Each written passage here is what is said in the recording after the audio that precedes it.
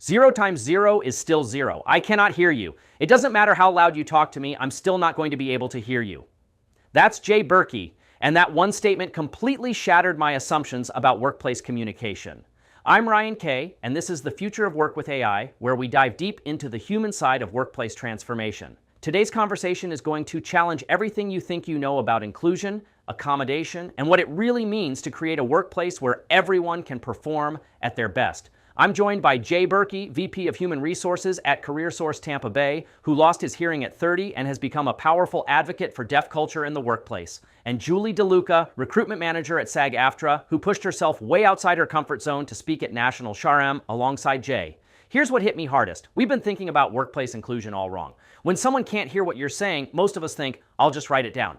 But that's transcription, not translation. And there's a massive difference that affects everything from job interviews to meeting effectiveness to AI adoption. Jay and Julie are going to break down the difference between deaf culture and disability, why most workplace accommodations miss the mark completely, and how the simple changes that help deaf employees actually make every meeting better for everyone. Plus, we'll explore how AI could revolutionize accessibility or accidentally make the gap even wider. This isn't just about compliance or checking inclusion boxes. This is about understanding that we are not all the same, we don't process information the same way, and the best performing teams are the ones that design for that reality from the start. Ready to expand your perspective and maybe question a few assumptions? Let's dive in.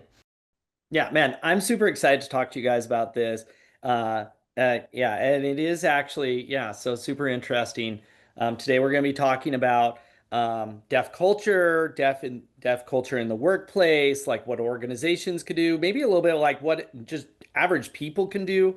And I think there's some interesting misconceptions here. And I can tell you, like, I will be I'll fumble around on this. So forgive me if I step in it, but I'll step in it. But yeah, so we've got Julie and Jay here, spoke at National SHRM, got up on stage to kind of pair together around this topic of deaf culture in the workplace.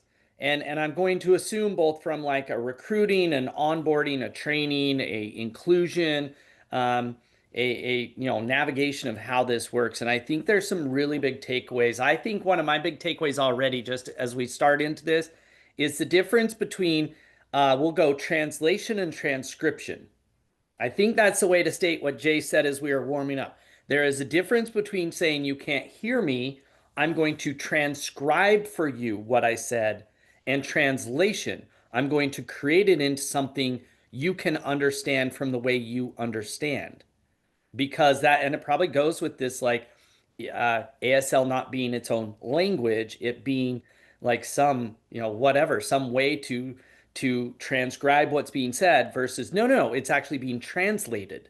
Just like you wouldn't assume, oh, you speak Spanish, I speak English. Well, maybe if I talk louder, or it's probably the best explanation. Literally, I think that might be it right there. Maybe if I say my English louder, you'll get it. And in this instance, it's like, oh, you can't hear what I'm saying.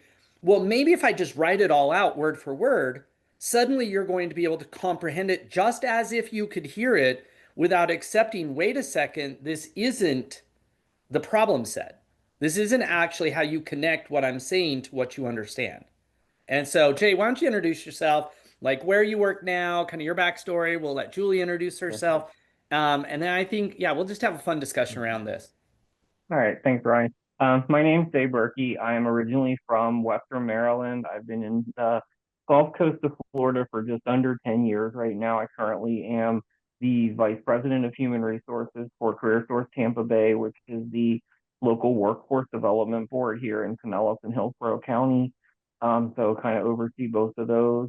Tampa Bay is actually the second largest deaf and hard of hearing population in the country. We have right around 80,000 deaf and hard of hearing people in the greater Tampa Bay area. I myself am actually late deafened. I lost the last of my hearing right around the age of 30, and I was implanted with cochlear implants probably about 2 to 3 years after that. And since I went through all of my hearing loss, I just immersed myself into the deaf community because, quite frankly, those are my people, and we were united in with the fact that none of us could hear. So. Very cool. And so I got to ask, since you said it's the second biggest, what's the first? Washington, D.C. Oh, very cool. Where does New York rank in that? New York would be third because of RIT. The Rochester Institute of Technology has a big deaf program there, but DC ranks highest because of Gallaudet University. Very cool. All right, Julie, why don't you introduce yourself? My name is Julie DeLuca. I'm originally from the greater Pittsburgh area. Go Steelers. I um, am now also on the Gulf Coast of Florida. Have been here about 5 years. I arrived just before COVID did.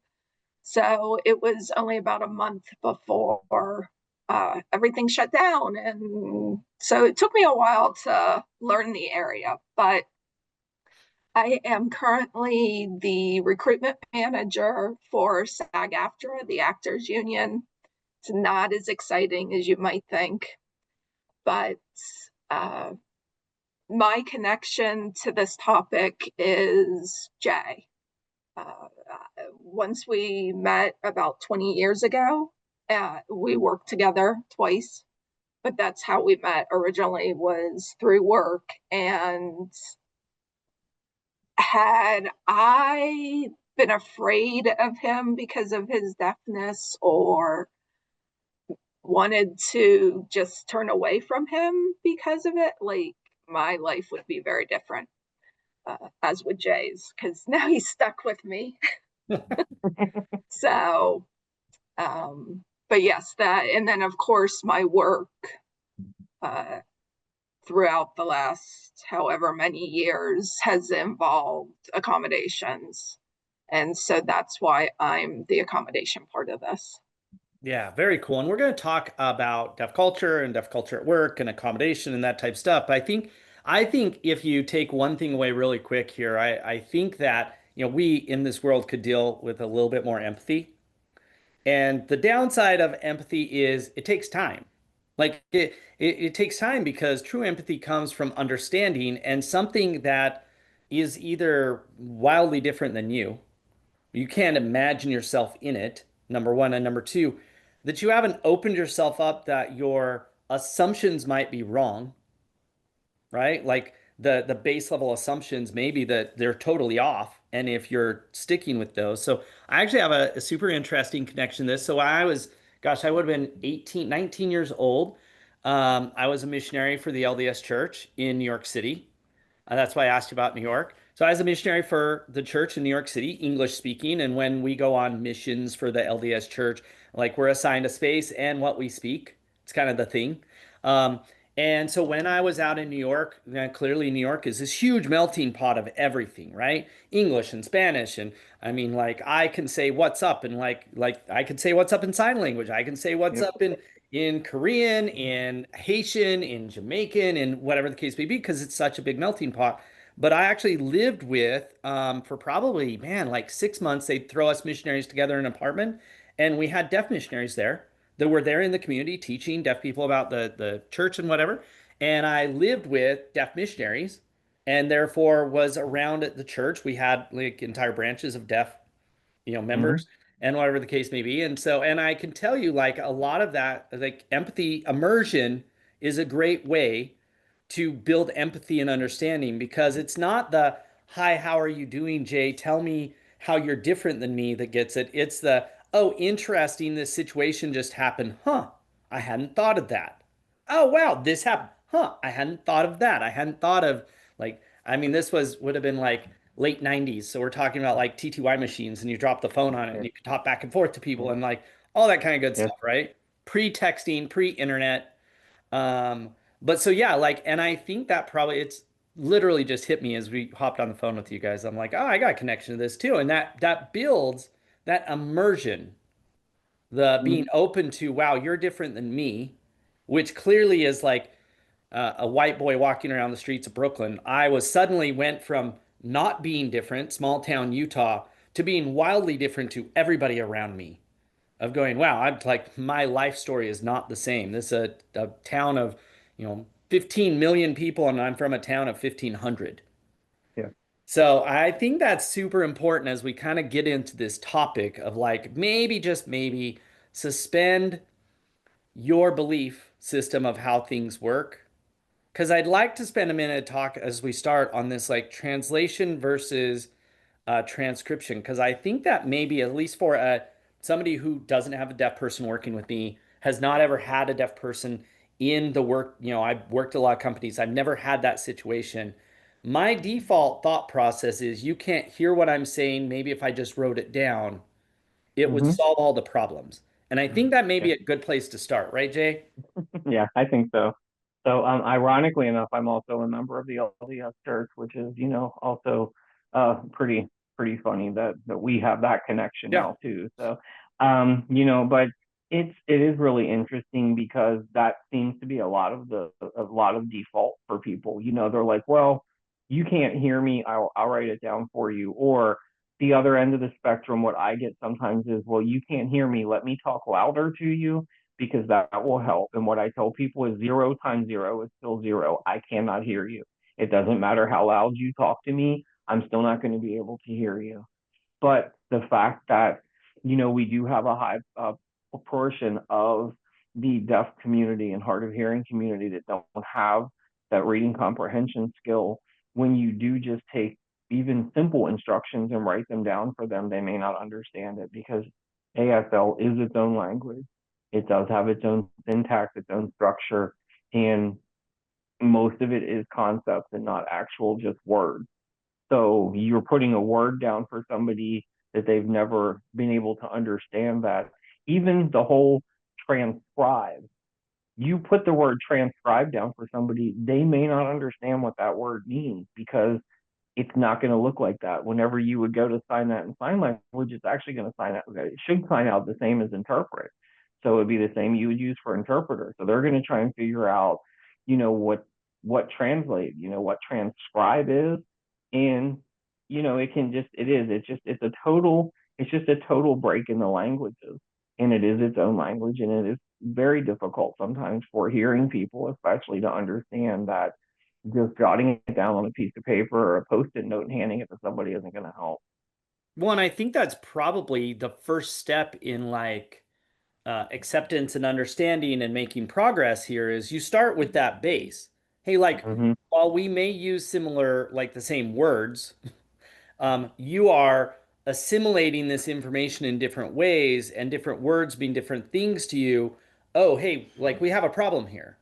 Like that, if you don't state the problem right up front, then you think like, well, we wrote it out. I guess it's accommodating.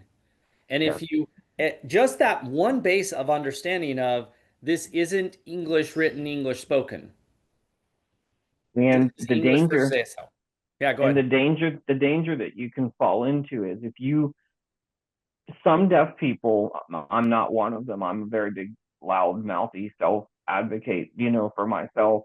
I am not shy about it, but some are not, some are not comfortable confronting somebody. So if you are the new person in the company and they figure out that you can't hear, you disclose that you can't hear, and you go for a training or a meeting and they give you the notes, they transcribe something or write it down for you, some people aren't going to be confrontational enough to say this doesn't work for me. So you get into the smile and nod routine, which a lot of deaf people do. We don't know what you're saying. We're just going to sit and do this and make it look like we know what you're saying. So now every meeting, you have an employee that you're handing notes to, and you think you're accommodating them. That employee has no idea what's going on. 100%. And you could say the same for again, like instead of thinking this is like disability side, if you instead said like English is second language side, Yeah, and when you would hear the same thing from people where English is their second language, going, yeah, look, the being able to judge whether I actually understand what you're saying and whether my nod means I get it or my nod means, uh-huh, yeah, uh-huh, sure. Sure, sure, sure, sure, sure. Like I don't want like there's a big difference in that. And I assume that most people are assuming people get you could say the same thing for somebody who speaks perfect English and shows up in mm-hmm. like a new company with new culture and new acronyms and new stuff and you fire hose them for an hour and you're like, yeah, does that make sense? Very few people are willing to go, no, it doesn't make sense. What the freak did these five things mean? Like Exactly. Like that's not the way that we've tuned the workplace, period. In Yeah. the best case scenario of somebody who English is their first language, perfect hearing, perfect speaking, you show up to work in the first week, and I know both of you are in the HR space, those head nods mean nothing. They are not indexed on did you get it? Do you understand it? They are indexed on my job is to nod my head when somebody speaks to me to show that I'm listening. Well, Not and even in HR, I mean, Julie and I are both very guilty of this. If you get non-HR people around us and hear us have a conversation, it's its own language because we know what the acronyms and the compliance things and all of this stuff means. Well, we can sit and go back and forth. And I mean, just she and I out in places when we start to have a conversation and other friends are around us, you can see them glaze over. They have no idea what we're saying. And for us, it's second nature, and you get somebody into a new position and they're learning a culture, they're learning the work jargon, but then add in the fact that they can't really hear you to begin with. And it's a very complicated dance to try and go through. Oh yeah, I think we struggle with this from a communication period, right? Mm-hmm. Like Yep. we as a species and as individuals believe communication starts with us. Can I put together 5 words that make sense to me that I gave it to you? And we index very little because it's so difficult to say no. Yep. It's about whether this person understands it or not, and that can be very difficult to figure out. Did you get it? Because I don't want to test you on it, but I should be getting more feedback than a nod to know, hey, this was important. Did you actually get it? So if we start with that from that first step, what are the steps to like solving for this? Like what are the steps from an employer standpoint of going like, do we know we have a problem? It's possible that some people, yeah, clearly if they're like are deaf and have told you and are expecting accommodation, like that is one thing that's like, yes, there is a situation, but I would assume there's also some people that are not, that it may not be as transparent, that Well, they're, even even going through like the job process, trying to get a job, and then I'll let Julie talk a little about more, about accommodation wise and everything. But even my own personal experiences with this. If you disclose to somebody right away that you are deaf, the chances of you getting a call back for an interview are very slim. You almost have to fake it until you get into the interview and you get them face to face. If you get somebody, if I'm looking for a position and I'm applying at a company and they reach out to me and say, "Hey, we would like to interview you on Tuesday," and it's in person, and I say, "Well, I'm going to need an ASL translator." I've had this happen. You're ghosted. They don't want to get an ASL interpreter. They don't want to have an interpreter in there. Zoom meetings and things are big now, where people, they want to do an interview like that. You use auto-generated captions. We're back to square one where if I don't understand what the words are, or all it takes is one technical glitch. If Zoom decides that day it's not going to start doing the captions correctly, or it's not picking up somebody clearly, how do I know if I'm actually doing a good job during that interview?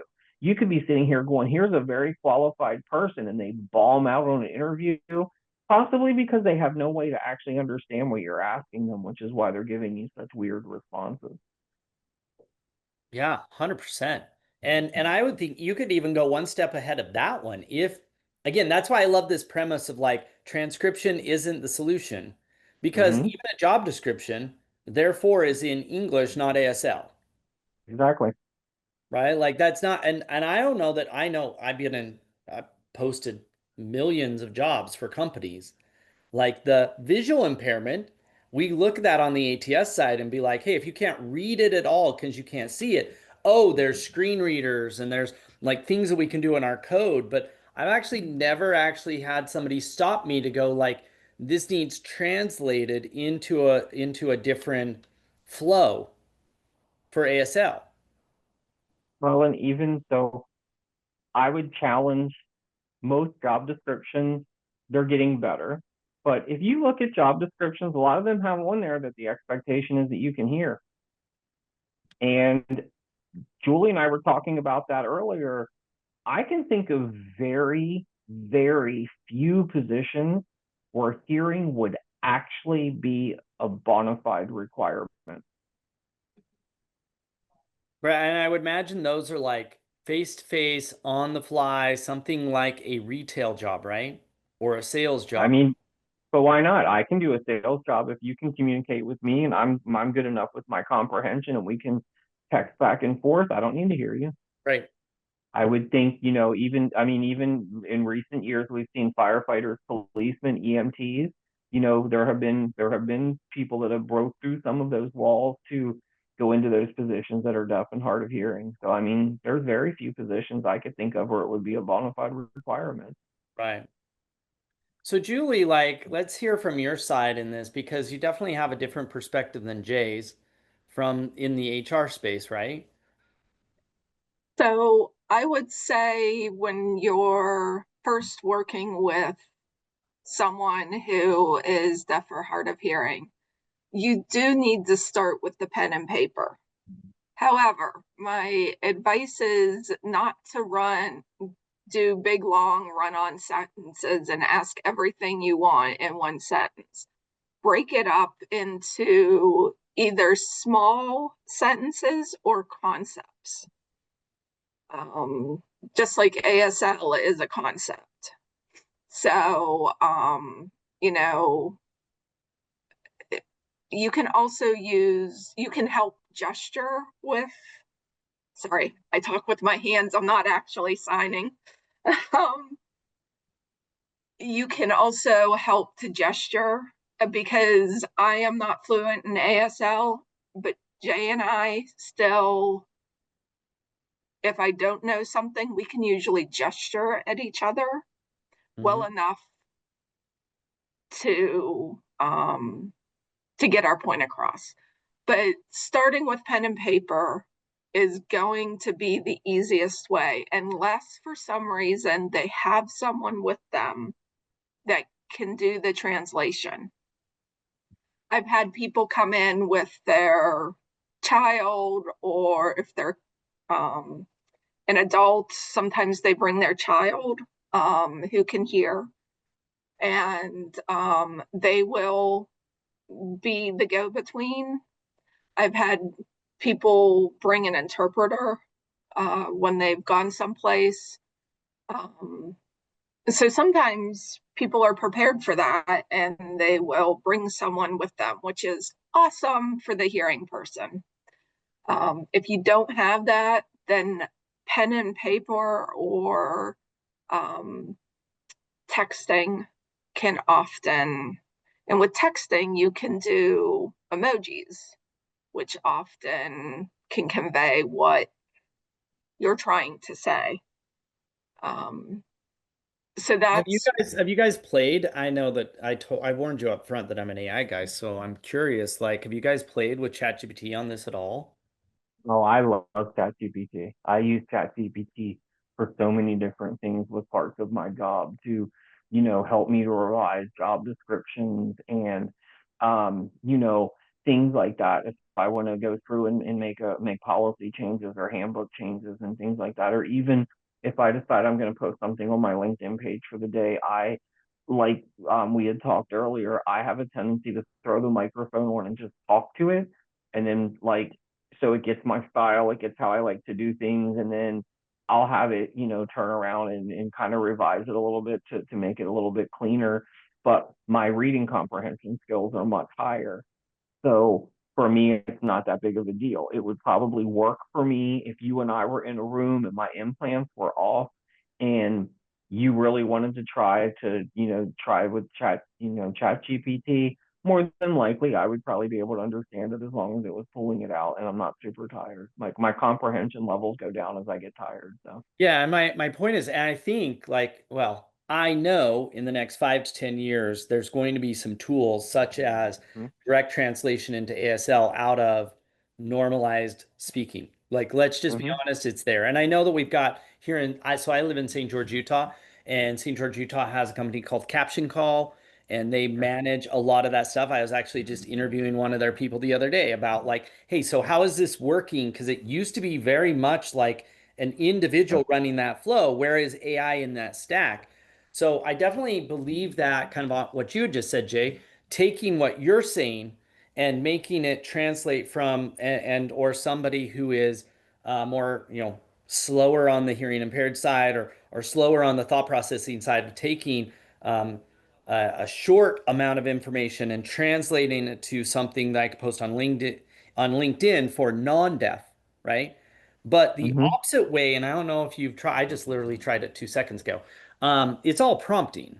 It's do you know the right prompt of saying, can Yeah. you convert what I'm saying not into transcript? Because again, that goes back to my original premise that my aha for this call has been like, normally I would think, oh, I can use ChatGPT, it's going to transcribe it for you. I If mean, I I've did seen, saying translate it into the conceptual format of how ASL works. I've recently seen a product that was out that uses uses an AI platform um, where somebody talks to it and then it goes back into an actual interpreter. There's an interpreter on the screen that still goes over into ASL. Um, Understanding in the culturally deaf world, we don't want to give up our sign language. So what I've seen over the last couple of years is I've seen a lot of innovations where people are like, oh, we're going to make these gloves and we're going to do this so that whenever a deaf person signs, it turns it into spoken English so hearing people can understand it. And that's really cool. But honestly, if you truly want to connect to and talk to the deaf community, learn sign language. That's the easiest way to do it. I'm all about, honestly, I have AI in my implants in my head. So I live with AI constantly. I love technology. I love techie things. But if I get hit in the head and one of these breaks, I can't communicate with anybody. If 100%. my internet goes down, if we have a hurricane, we get hurricanes here a little bit more frequently than I would like to see. But if I'm without power for 6 or 7 days, none of my tech toys are going to work for me because I can't connect to the internet. I can't connect to a cell phone and I can't really text or do anything with anybody.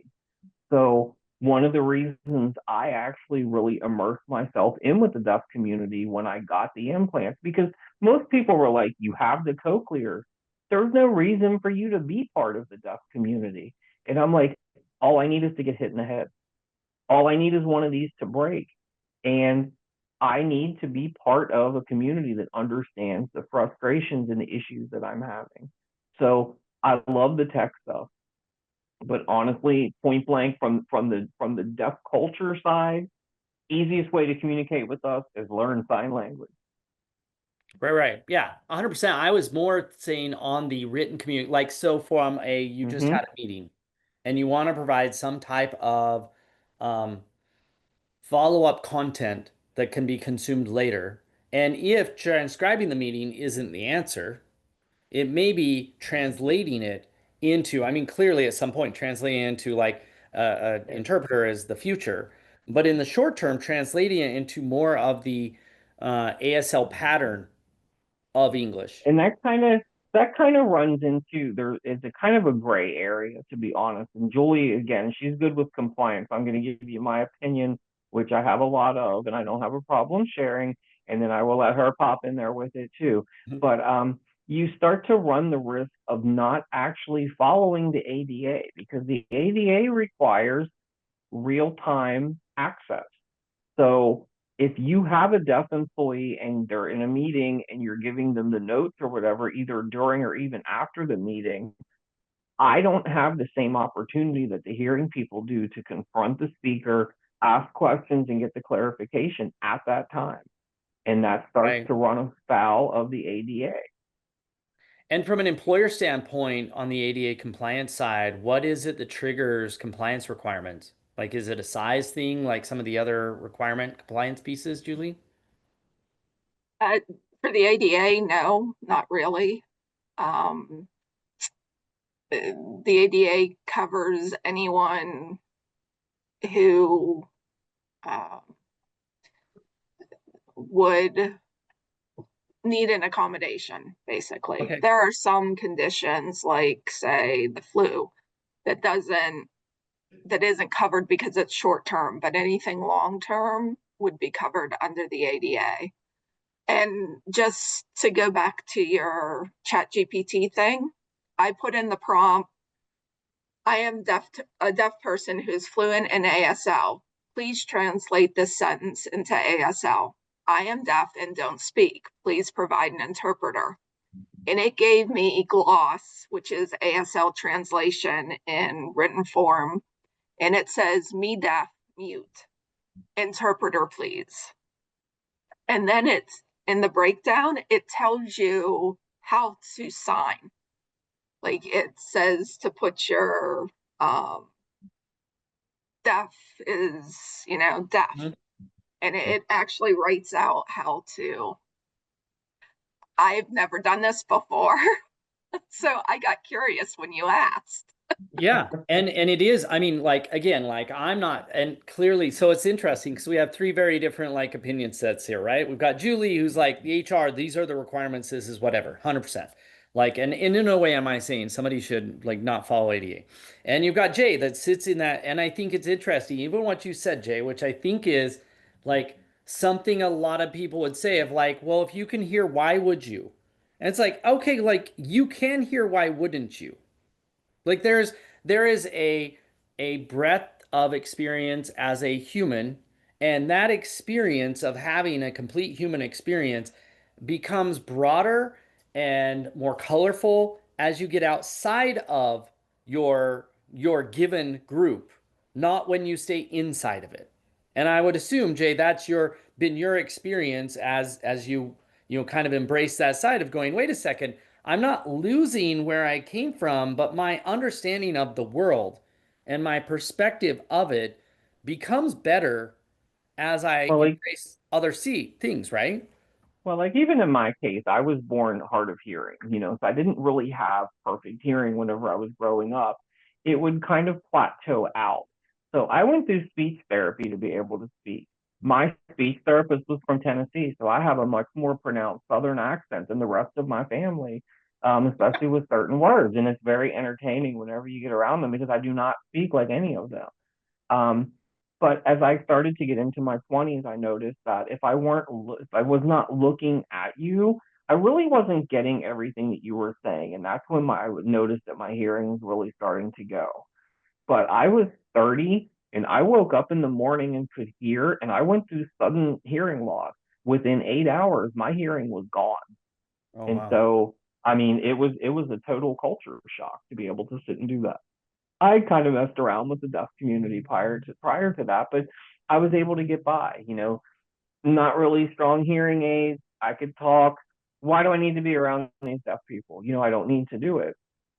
But when you wake up and you all of a sudden can't hear, and it's like, I am now isolated from being able to communicate with anybody short of me getting my telephone, texting it, and holding it up to you and saying, here, because I can't, even with my implants on, I cannot hear myself. So it's very difficult sometimes for me to maintain the tone. I have a tendency, if I'm in a loud environment, I talk exactly as I am right now. Well, nobody can hear me because I'm not being loud. But as Julie can tell you, if you get me loud, I stay loud for about 2 hours because it takes me that long to be able to recalibrate and come back down. So if you want me screaming for 2 hours, go ahead and tell me to speak up. And it's a very thing, and one of the things that we did in our session at SHRM is I actually do have a demo of what the cochlear implants sound like. And hearing people really get shocked whenever they hear what I hear through these things and how I navigate through the world. It's not, it's not what you would think. It's not, we see the videos, it's like the baby, they turn the implant on for the first time and the baby cries and the mom cries and everybody's happy and we're all perfect. I can tell you for the first 6 months, all I kept on saying was, what the H is that? Because I had no idea what these sounds were. Plastic bags drove me crazy. The dishwasher drove me crazy. I insisted that there was a dog barking outside for 2 hours. It was a crow.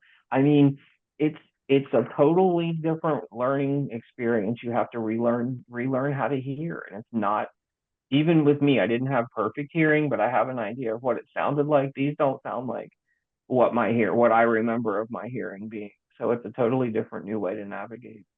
Because it's translating not just words, it's translating sounds and everything then. I hear in binary code, so it takes it and sends it as binary code into my auditory nerve. Okay. I always tell people it's really hard. It's really hard to out geek me. I literally hear in binary code, so Right. it Right. works That's out. So, crazy. yeah, it is. And again, It's going back to, I think you said something super important. I woke up and like felt isolated, mm-hmm. right? And I Deafness. think Deafness I is think very that isolating. whether it's somebody who's deaf in the workplace, whether it's somebody who is English as a second language in the workplace, like I'm pretty sure that we already have, if you look at the data, and I'm sure Julie has some data, and I'm sure you've seen it too.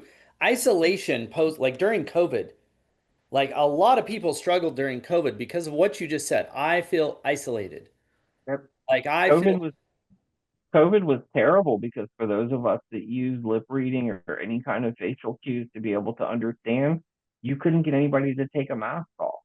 If you asked them to take their mask off, they would scream at you because everyone was it was just a very high tension part.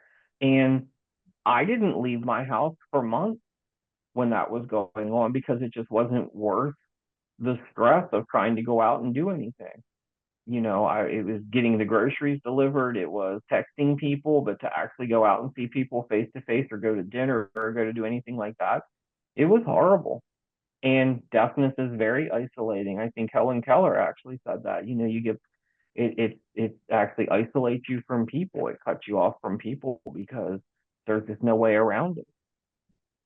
Yeah. And I could imagine like there's very little few situations at work where isolation is going to drive performance. Mm.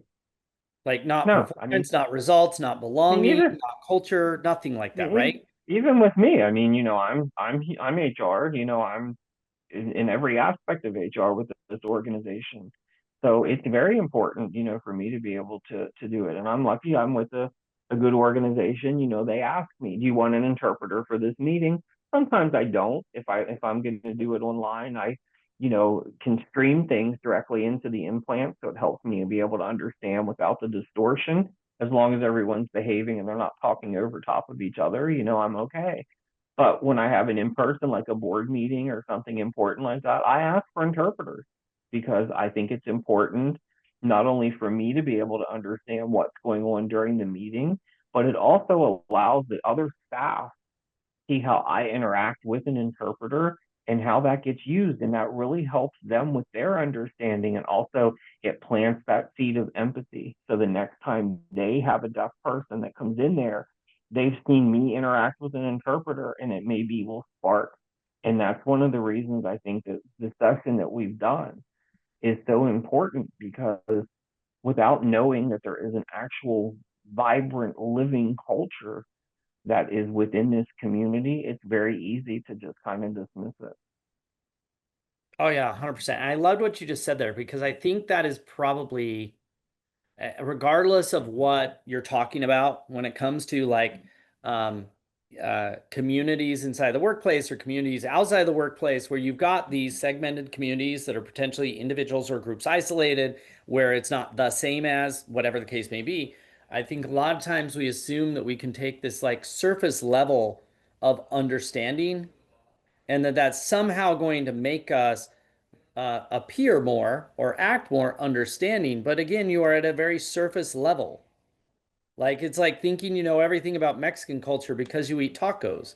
It doesn't like Exactly. there's a very surface level of okay, cool, I get this, but not having I love what you just said. Like you need to be around an interpreter and somebody interacting with it long enough. Like I remember when I was a missionary and you're living with and we're eating with, and we're hanging out with, that like you start to see a lot of the nuance. Mhm. Not the simplistic, the nuance. Oh, wow. Yeah. Okay, I see how that happens when I mean like you're deaf and you're riding a bike. How do you guys communicate with each other while your hands are on the handlebars? Like there's a lot of differences in there that you don't get the nuance in some class, right? I mean, I'm deaf and I ride a Harley. I have a motorcycle. I rip around on a motorcycle through here. I can tell you one of the scariest experiences that Julie has probably ever dealt with is when we're driving from Tampa to Orlando to go to the theme park. And if I want to have a conversation with somebody that's deaf, I drive with one hand and I video call and sign with the other. And it is an experience because we adapt. We adapt to it. But just like to touch the surface on that, it's hard for hearing people to understand that deaf culture is an actual culture. It's very easy to say, I have a diverse workforce. We have white people, we have African American people, we have Hispanic people, we have straight people, we have people that are on the spectrum. But out of all of those people, if any of those are deaf, they're part of deaf culture. So within deaf culture, we have Hispanic, people that are on the LGBTQ, people that are on the spectrum, people that are white, people that aren't white, people that are immigrants, people that are, have been born here for, 200 years, whatever. And all of those people were still part of the same culture. And it's really hard to understand that sometimes. So what does that mean? Because I'm guessing in your session that you guys unpack this a little bit. When you say deaf culture, like unpack that a bit more. Well, the deaf culture it's basically just usually it's the connection between the language, but we have our own way of doing things. And I tell people you have to be very, very thick-skinned a lot of times to deal with deaf culture because we're very direct. It's not at all unusual for me to see somebody I haven't seen for 15 years and they say, why did you get so fat? I don't take offense to that because I've gained 20 pounds since the last time that they've seen me, or why does your hair look like that? What did you do? We're very direct and we're not subtle. And when hearing people first get around us, it's a kind of a shock for them. They're like, wow, you guys are really mean to each other. And like, we're really not. I mean, I've been reprimanded via email before for being too direct when I send out an email. I'm like, what do you want me to say?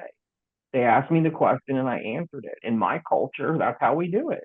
I don't need, 15 paragraphs to tell you what I can do in 3 sentences. I'm not being rude, but when you sign all day, your hands get tired. You don't want to go through all that. So, and that's just how we think. So the deaf mind is we're just wired a little bit differently, but that doesn't mean that we're not, that we're bad people. It's just, you understand we're extremely visual. So if I have 3 friends with the same name, I've got to find a way in my mind to be able to distinctively keep them separate from each other so I know who I'm talking about or thinking about, which is where name signs will come from, So a lot of times it'll be something about their appearance, something about what they do for work, something like that, something that they do that's unique to them. And then that way I can tell a story and have everyone know that I'm talking about 3 people named Matt. Not that Matt's really busy and he's doing all this other stuff because he's, out there running around like he's crazy, but I have 3 people with the same name. So wait, so what's Julie's name then? Yeah, I'm gonna let Julie. Julie's gonna tell you that one. I'm not even gonna touch that one. She earned her name. I'm pretty sure that when I was in New York, it was something like this. So my last name's Kohler, and Kohler's on toilets. And yeah, 100%. Yeah. Yeah. All right, Julie, it's all you. All right, I'm klutzy. And this is falling, and this is a J. So this is a J falling. That is my name sign, is a J falling over. Yeah, I love that. That's funny. And that is 100% a deaf culture thing, right? It is, Yeah. That you end up with a name sign that has to do some connection to you that connects it across. But Jay, I think what you just said is really, really important, that from a language structural standpoint, there's not a lot of room in sign for like nuance and like adding in extra stuff to make you feel good about the fact I'm wondering why you gained weight. Yeah.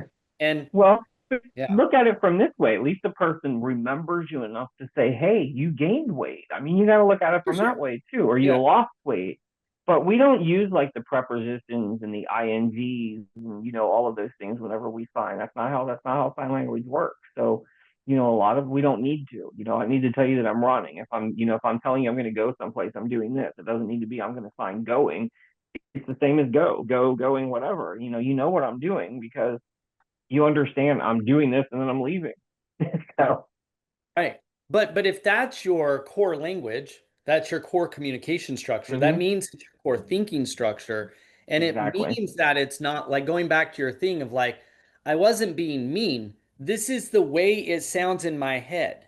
Like, this is how Yeah. my brain puts together this piece of communication. Now, sure, I could, I should, I whatever, change that to translate it into how you would want to receive it. But that is an extra step. That isn't me being rude. This is how my brain thinks. And yeah, I think that's a great aha. I clearly knew that that's how ASL worked, but the thinking process of, no, no, this is natural language to me. I still think in ASL, so even before I speak, I still put it into sign language in my head and then translate it back into English to make sure that the concept that I am trying to tell you right now is what I'm actually meaning.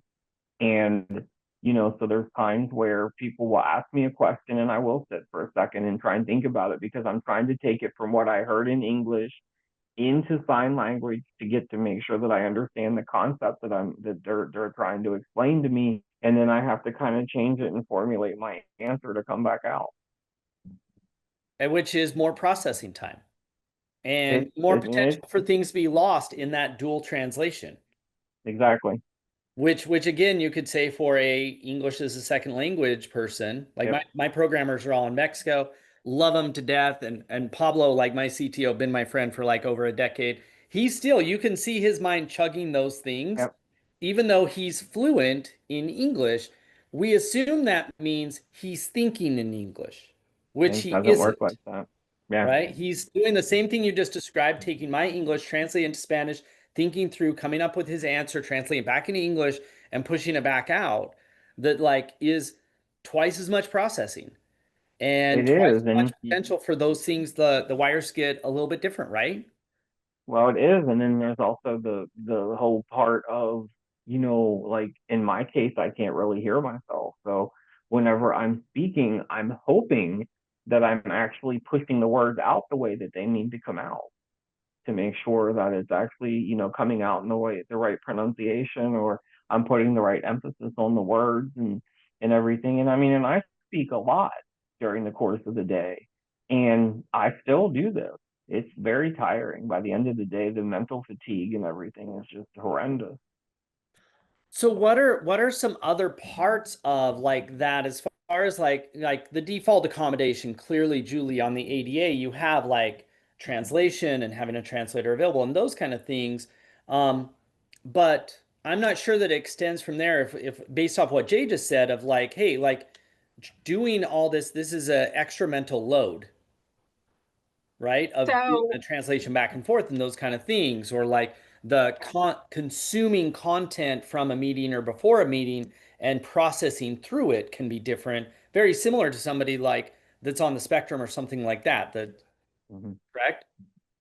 so yes. If So there's a whole list I do in the presentation on meeting etiquette. It's 2 slides worth. It's the biggest section. One thing that people have a tendency to do in meetings is either speak over each other or have side conversations. But this messes not only in the instance of Jay with his cochlears, but even if he couldn't hear, it messes up the interpreter. The interpreter can't figure out necessarily what the main conversation is. If people are speaking over each other, it's also very difficult to convey to the deaf person, if you're using ASL, to convey who is trying to speak if multiple people are speaking at the same time. So there's a whole list of, say, meeting etiquette. Number one is if it doesn't have to be a meeting, then it shouldn't be. That whole the mug that says I just survived a meeting that should have been an email. That's Jay's life. You should try to keep meetings as short as possible to help with the auditory fatigue or the processing fatigue if someone is being translate or reading translation. But you can also do things like put out an agenda so that the person has some clue, whether it's for the interpreter, so the interpreter knows what has some heads up, or whether it goes through ChatGPT to be turned into gloss, or if they have perfect reading comprehension, they have a clue of what is coming, the purpose of this meeting. And I think it helps that headspace. But announcing who is speaking, not talking over each other, that all helps with the processing. What about post meeting? Are there things on the post meeting like recaps and that type of stuff as well? Yes. Yeah.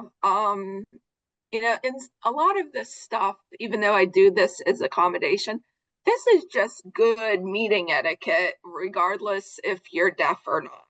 Oh, I was You should always gonna follow up. Yeah, 100%. I was gonna follow up with that of like, hey, BT Dubs, this is not a deaf culture thing. This is a, hey, would you like your teams? Because you have like, we are not all, well, here's the big takeaway that everybody should get. We are not all me.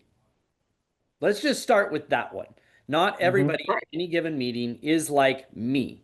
We don't assimilate information at the same speed. We don't speak the same language. We don't think in the same language. We don't have the same context, the same background. We don't understand your acronym. We don't understand your like construct, your whatever the case may be. We don't come to this meeting from the same place. And if you want to create not just an inclusive culture, because I know that has like whatever you think about that one.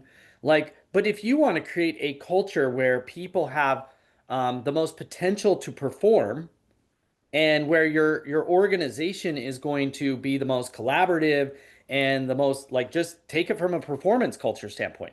Forget the inclusive side and let's go with performance. If you want a high performing culture, what you just described is what should happen, period. Like, Mm-hmm. allow people who take longer to assimilate information the heads up of here's the agenda and what we're going to talk about. Allow people to want to dig in and do research so they're prepared to have a heads up of why we're meeting and what it's going to be about. Hey, make sure that there's time during the meeting that you reduce it to what it should be, and that there's time for question and answer.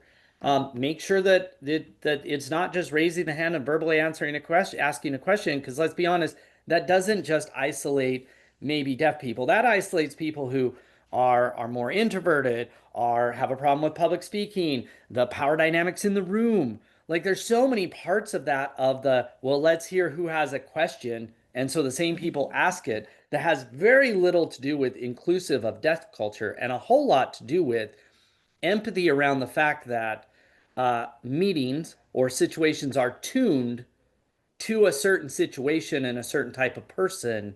And therefore, we are tuning out and isolating comments and ideas and suggestions and feedback and ideas of a group of people that it isn't tuned for. And so I think you and me, Julie, we're on the same page of it. Like, don't think this is a, oh my gosh, we got to make this accommodation. It's because we don't have a deaf person. We don't need to do this. You're like, you should do this, period, because we are not you. And people doing notes after a meeting would not only help jog people's memories and lay out the expectations. We decided we were doing this and so is in charge of it, so you have your to-do list. But also, if someone misses the meeting, they're in the loop, and not the next time you have a meeting they're going, what is going on? So yeah. I mean, it's just, to me, it's common sense, but not everyone has the same level of common sense, I guess. Well, and it's also like a structural shift. Like, for us, we have some rules, and one of the rules is all meetings are recorded. There's a lot of organizations that that's not a rule. And there's a lot of organizations say, okay, we're okay with recording, but we forget. We're not actually recording it. It's not built in. And we're deleting them because we're worried about our Zoom account charging us too much or some BS like that. And it's funny, like before this morning, I built a translation um, GPT inside ChatGPT, but not translation into another language. It was literally, can I take a concept, an email, a meeting, whatever, and translate it into the context of a sales manager versus a sales rep versus a marketing person versus a 17-year-old kid who likes cars. Because that is where ChatGPT has this huge amount of potential of translating concepts into ideas and flows and vocabulary and connections to what diverse groups, not diverse meaning diversity, diverse meaning we are diverse. We all come from a different context and have different into those areas so I can connect the knowledge. That isn't that hard to do. It's very hard to do though if you're not trying. Like if that's not even a concept, if you're not recording, if you're not creating the space for it, if you don't accept the premise that a team of 10 people at work have different contexts. Right. And everyone comes from a different background, and that makes who you are and how you think and how you learn. And um, I don't understand why people seem to struggle with that concept.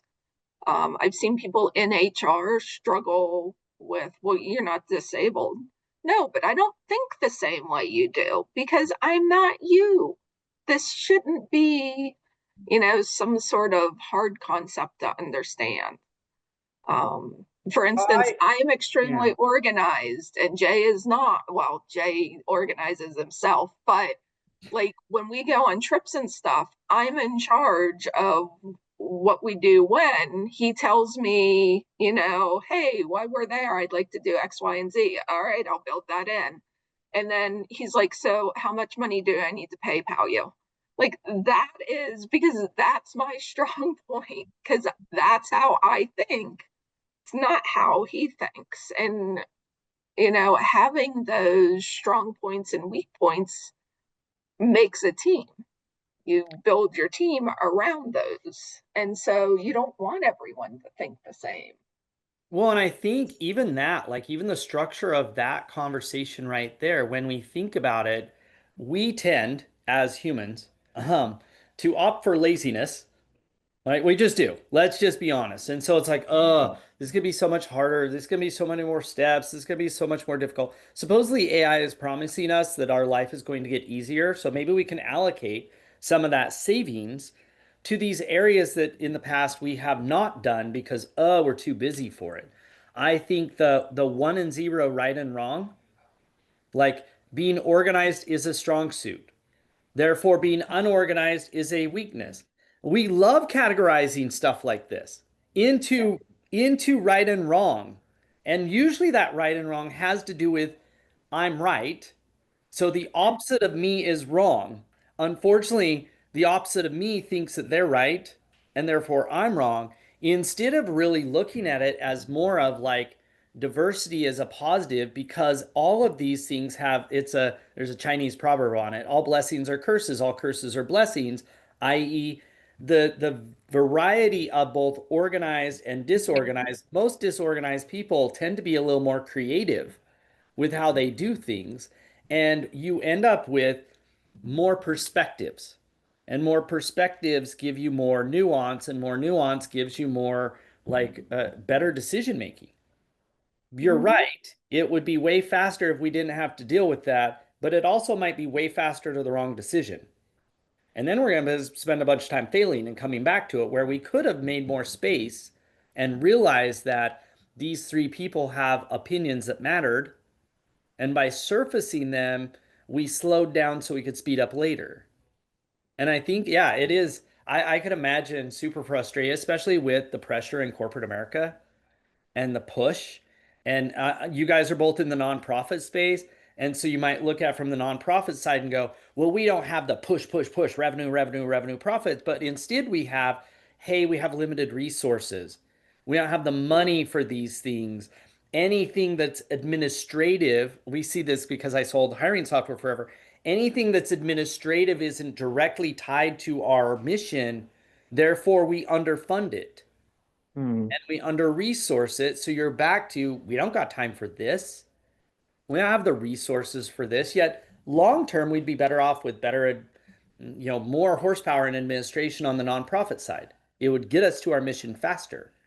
But it's Right. hard for us to recognize that we underfund, say, HR at, I don't know, every single nonprofit is underfunded, under-resourced because it doesn't directly tie to our mission, yet everything we do requires human resources to do it. Right. Unfortunately, the feelings of HR is just overhead and anybody can come in and do it is still very prevalent. Like even with my nonprofit, we rely on state and federal funding, which if you've had any kind of news going in the last 6 months, you know that that's been a huge battle. So I mean that's concepts and things here. We don't know when things are going to get cut, if they get cut, how we can serve the people that we're supposed to serve. So whenever you are in a department that is seen as overhead, we're the ones that get asked to make the cut when it comes to that type of thing. 100% accounting, HR, anything in Yep. ops and administration, for sure. Yep. Hey, you guys, this was amazing. I hope that you found value. I love this stuff. And I honestly, I think that for those who are like close to the issue, Julie and Jay, like it's amazing to have you highlight it. And for those who aren't close to it, I think it goes back to, I love like Jay's original, like one of his premise, like you don't need to be part of this culture because of X, Y, and Z. Like expanding your context is not a need thing. Now, a lot of people wait to expand their context until they need to, until they have to, until they're forced to. And that one switch, whether it's the being more prepared for meetings, should be a positive. You should be doing it proactively. We as a species are very reactionary. We don't do stuff until we have to do it. And if you want to know the one way to like expand both your, I don't know, like the value of the that you bring to the world and the value we receive from the world, it is generally going to be pushing those boundaries proactively. Julie didn't have to get up on stage and speak at SHRM. That was not a reaction, that was a proaction. Hey, I'm going to raise my hand, I'm going to go do something hard. Like, and I think that if you take one way, whether you're an employee or a boss or a manager or HR or an individual, like the greatest growth will come when you raise your hand and do something you weren't forced to do. Mm-hmm. And if that's digging in and meeting a deaf person and hanging out with them enough not to know like the minimum, but to understand the nuance, like that will make your life better. It will make their life, it will make everything better, but it's not, but waiting until you're forced. Oh, now we have to slow down and make these meetings better. Like that's Right. not a win. Like, Yeah. well, hey, this was so amazing. Like, thank you guys so much. Any last thoughts? So we're going to see if we can get access to, or at least a link to where your session was. I assume Okay. that this won't be the only time you're doing this session. So we'll put a link to it inside of the call notes and inside the YouTube thing. So watch in that. If not, we will come back and let you guys present it just for us so we can get a Okay. live where I we mean, available. we're very open to. I mean, I've presented different versions of it multiple times. I'm very open to going to anywhere that it needs to be done and doing it. It is much better face to face than it is recorded because you do get to see the interaction with the interpreters and things like that. It's a little bit easier to see in person. But I mean, honestly, for anybody that feels that they or their staff or whatever would benefit from this, if they would just reach out to one of us, I mean, I am more than happy to take this show on the road. Excellent. And we'll stick your guys' LinkedIn links inside of the description so everybody can get access to it. But Julie, Jay, Perfect. thank you so much. This was amazing. Thanks, Ryan. Thank you. See ya. Wow, Jay and Julie just completely reframed how I think about workplace communication and inclusion. Here are the 3 biggest takeaways. First, transcription isn't translation. Just writing down what you said doesn't solve the communication problem. It's like thinking you can speak Spanish by talking English louder. Second, most accommodations that help deaf employees, like better meeting structure, clear agendas, and post-meeting notes, actually make everyone more effective. And third, true inclusion isn't about making people fit your existing system. It's about designing systems that work for diverse ways of thinking and processing information.